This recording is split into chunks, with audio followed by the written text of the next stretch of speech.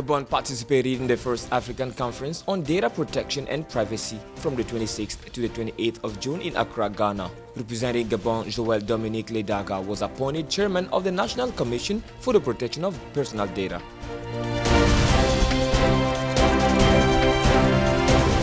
In Sudan, the talks, which were suspended on Wednesday evening, 15th of May, between the ruling generals and the leaders of the protest finally resumed on Wednesday, July 3rd in Khartoum, in order to reach an agreement on a period of political transition in view of democratic elections.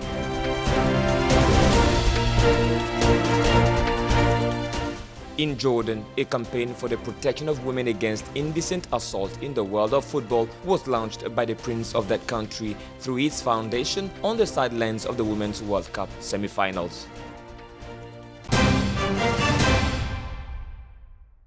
The African Network of Personal Data Protection Authorities now has 13 members. 4 countries, including Gabon, joined the network in Accra, Ghana. And Joël Dominique Ledaga from Gabon was appointed chairman of the National Commission for the Protection of Personal Data.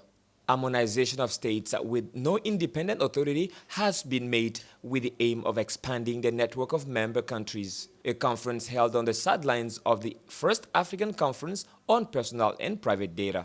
Another objective of this meeting is to align the international norm, in particular the General Regulation on Data Protection and the Convention 108 and the Convention of Europe. Experts in computer law organized different conferences aimed at those responsible for the protection of personal data.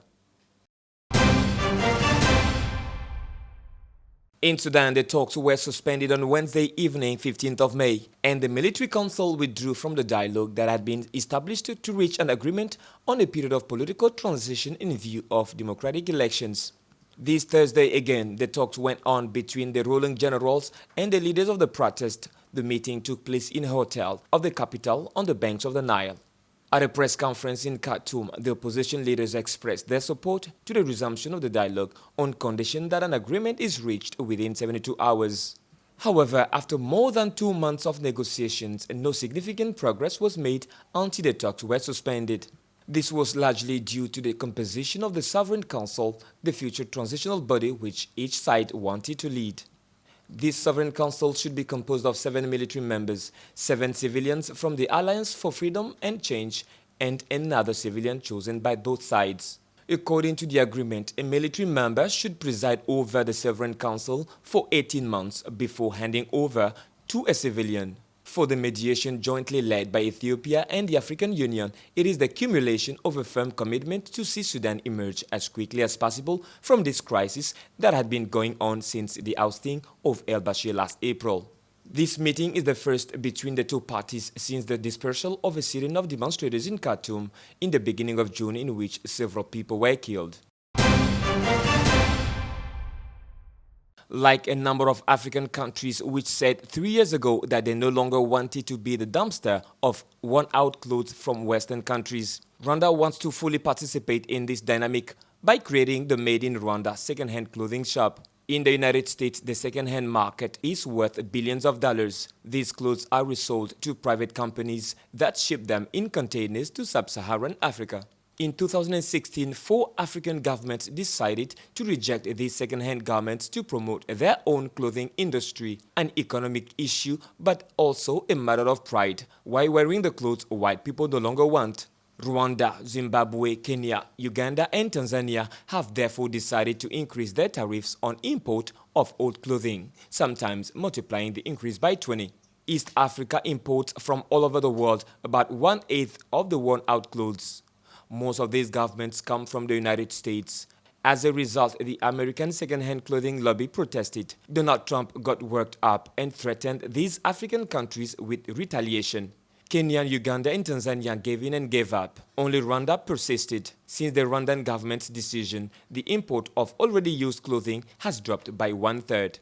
But one must admit that the textile industry is still in its infancy in Rwanda and is mainly concerned with the wealthiest social classes. On the other hand, a lot of clothing dealers have lost their jobs and many Rwandans express regret because since they cannot yet afford made in Rwanda clothes, they have to go for the brand new ones but lower quality imported from China. Ultimately, the winners of this war between Rwanda and the United States could be the Chinese producers.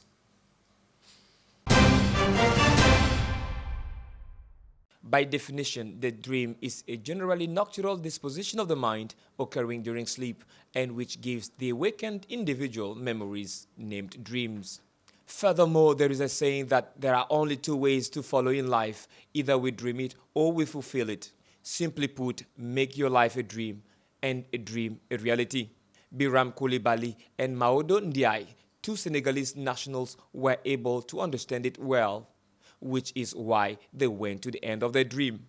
These two Senegalese pilots managed to show that the exploit or achievement had no face, and that with determination, bravery, and audacity in an aircraft of 4 seats, despite the winds and clouds, at several thousand feet of altitude, they could move from one continent to another. In 7 days, the two flights and pilots covered 5,000 kilometers that separate Saint-Louis in Senegal from the city of Lyon in the eastern suburb of Paris. During their journey, they flew over 4 countries: Mauritania, Morocco, Spain, and France, and made 10 stopovers. Their plane landed this Saturday in France. 1 week later, leaving Saint-Louis on June 23rd. The two Senegalese pilots, Biram Coulibaly and Maodo Ndiaye, were at the end of their dream. This is what reminds the rest of the African youth that the dream is the beginning of all things, but one should not stop there, rather should go to the end of their dream and taste the flavor of a dream coming true. After the very tough negotiations that followed the European elections in Brussels, the American economist David Lipton will be acting director of the International Monetary Fund, replacing Christine Lagarde, 63 years of age, former Minister of Economy under Nicolas Sarkozy and current managing director of the IMF. She succeeds the Italian Mario Draghi to a powerful position, since the European Central Bank determines the exchange rate and health of the euro. In other words, the whole of the European Union. Christine Lagarde will also be in a very important political position, a justice of the peace, in the eternal debate between the supporters of an expansionist monetary policy and those who defend the rigor to limit inflation as much as possible. Since her appointment, the first critiques rose from within the European Union and in the media, pointing to the experience of Christine Lagarde, who has never led the central bank before the European Central Bank. Still, Christine Lagarde has been held in high esteem for years on the European scene, especially since her role in managing the supreme crisis in 2007, when she barely arrived at Bercy. Just 10 years ago, in 2009, she was even named the best finance minister in the Eurozone by the Financial Times. The profile of Christine Lagarde is undoubtedly the one that best suited a compromise with Germany in a tense sequence between Paris and Berlin, while it is the German Ursula von der Leyen on the proposal of Emmanuel Macron who will become president of the European Commission in place of Jean-Claude Juncker. A French person had to occupy a key position in the new arrangement. Christine Lagarde seems to have scored points for the image she refers to internationally, including the Chancellery, where Angela Merkel would be very sensitive to her reputation. Engaged as director of the IMF until 2021, Christine Lagarde immediately clarified her position on Twitter after the announcement of her appointment at EBC, saying in French and English, very honored after the choice by leaders of the European states.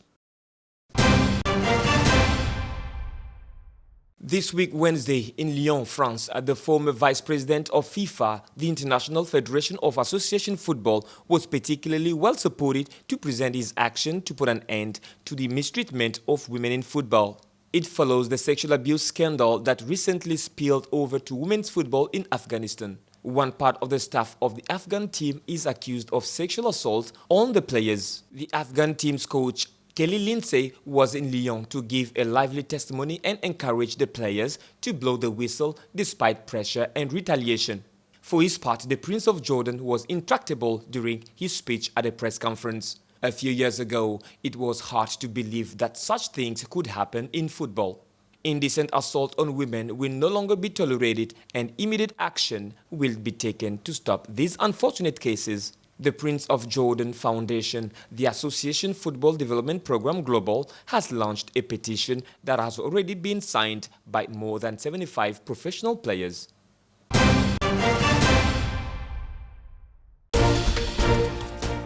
Gabon participated in the first African Conference on Data Protection and Privacy from the 26th to the 28th of June in Accra, Ghana. Representing Gabon, Joël Dominique Ledaga was appointed chairman of the National Commission for the Protection of Personal Data.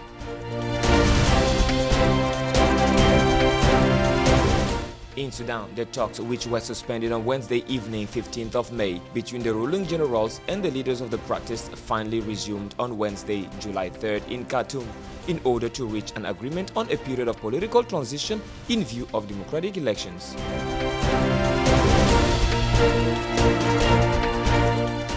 In Jordan, a campaign for the protection of women against indecent assault in the world of football was launched by the prince of that country through its foundation on the sidelines of the Women's World Cup semi-finals.